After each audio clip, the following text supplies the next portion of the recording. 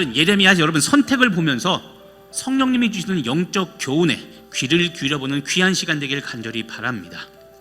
예레미야는 편안하게 사는 것보다 미스바에 있는 그다라에게로 가서 남아있는 유다 백성들과 삶을 살기로 작정했습니다.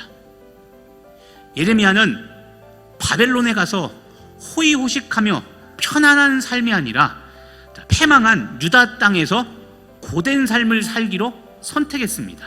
예레미야가 여러분 왜 패망한 유다 백성들과 함께 사는 고된 삶을 왜 선택했을까요?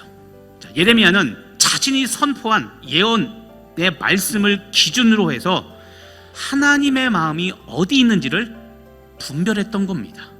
그래서 유다는 미스바 땅에 남아있는 유다 백성들에게 하나님의 마음이 있다는 것을 깨닫고 그들과 함께 하기로 그래서 결정한 겁니다. 예레미야가 유다 땅에 남는 고된 삶을 선택한 첫 번째 이유가 무엇입니까? 하나님의 사명입니다. 하나님의 사명을 따르는 신실한 종은 크고 넓은 길이 아니라 불편하고 좁은 길을 갑니다. 기억하십시오.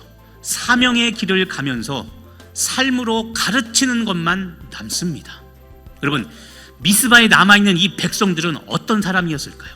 힘이 없고 가난하고 연약한 사람들이었습니다. 미스바에 남아있는 이 남은 유다 백성들은 별로 가능성 없고 같이 이스라엘의 부흥을 도모할 만한 사람들이 아니었습니다. 하지만 예레미야는 이들에게 하나님의 말씀을 그대로 전하고 하나님의 말씀을 가르쳐서 이 사람들을 세우기 위해 지금 유다에 남은 겁니다. 예레미야가 유다에 남는 고된 삶을 선택한 두 번째 이유가 무엇입니까?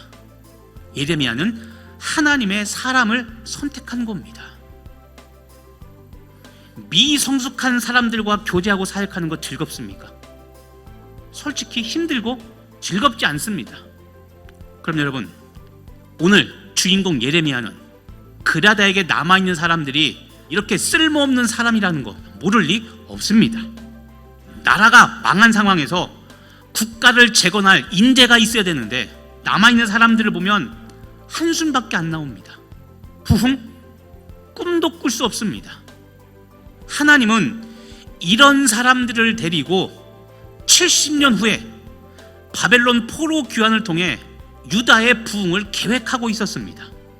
그래서 예레미야는 이런 사람들과 함께하기 위해서 지금 유다를 선택했던 겁니다. 하나님의 사명을 이루는 과정에서 미성숙한 사람들과의 교제와 이 사역을 기꺼이 헌신하고 즐겁게 헌신하시기를 간절히 바랍니다. 미성숙한 사람이라 할지라도 교제와 사역을 선택하십시오. 그것이 주의 사명을 이루는 방법입니다.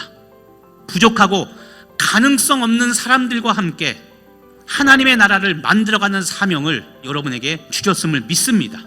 그래서 오늘 하나님은 여러분이 예레미야와 같은 선택을 하길 간절히 원하십니다.